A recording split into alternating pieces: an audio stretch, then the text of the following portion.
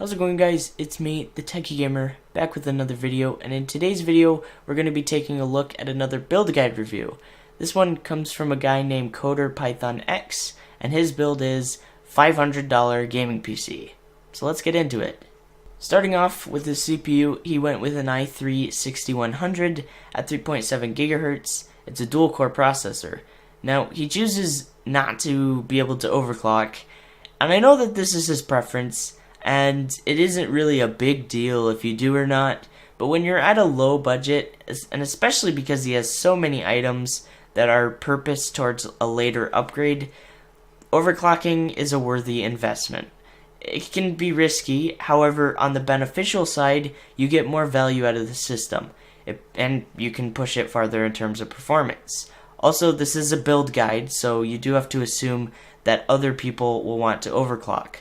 If you do plan to overclock, I would probably recommend going with the Intel Pentium G3 258, not only because it's only $50, but it's also because it can overclock insanely good. It has the same amount of cores and everything as the i3. As for the motherboard, for whatever reason, he decides to go with a micro ATX, considering, he decides to go with an ATX case. I can somewhat understand this, considering he doesn't do any overclocking or anything special, so he shouldn't worry about the size of it, or he doesn't really need that many upgrades. But he did say that he was planning to upgrade certain parts of the system, or he built it so that you could upgrade.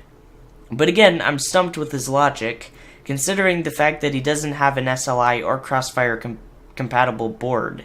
Moving on, his RAM is fine as long as he has enough room to upgrade, and it really doesn't matter what kind of RAM you get for gaming.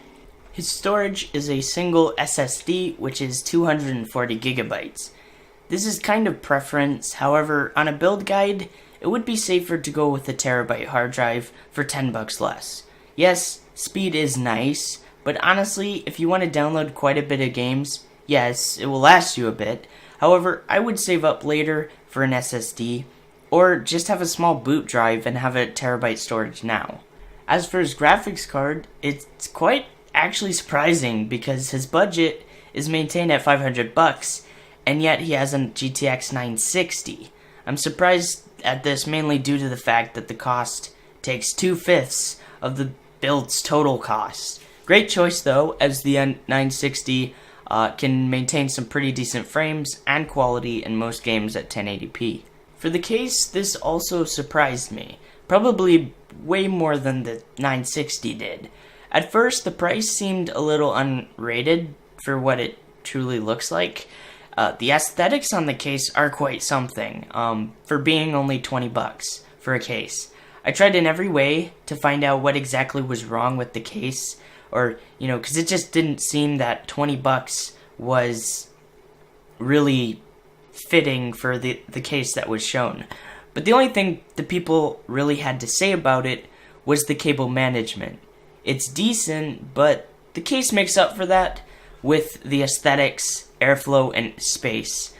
Surprisingly, this case has more of a bang for a buck than I thought. Obviously, I had never had the case, or I don't have the case, but just from description and from what others have said about it, it is something to go after if you're on a low or extreme low budget. Props to Coder for the case choice. Finally, we have the power supply, which is not extremely great. It's not modular, and it only has an 80+ efficiency. And for this build, while he does say that he has, much for upgrades, he really can't because of the no SLI thing. A 430 watt would be plenty, unless you completely bought a new motherboard with those capabilities and upgraded your GPU. Then maybe it would be better to stick with the 500. Anyways, guys, that is about it for today's build guide review. Let me know in the comments what you think of the build, if there's anything that I missed, or if you want to send me your builds for a review, do leave a comment. Like the video if you did enjoy, found it useful in any way, and subscribe if you're new. Anyways, I'm the Techie Gamer, and I will see you next time. Peace.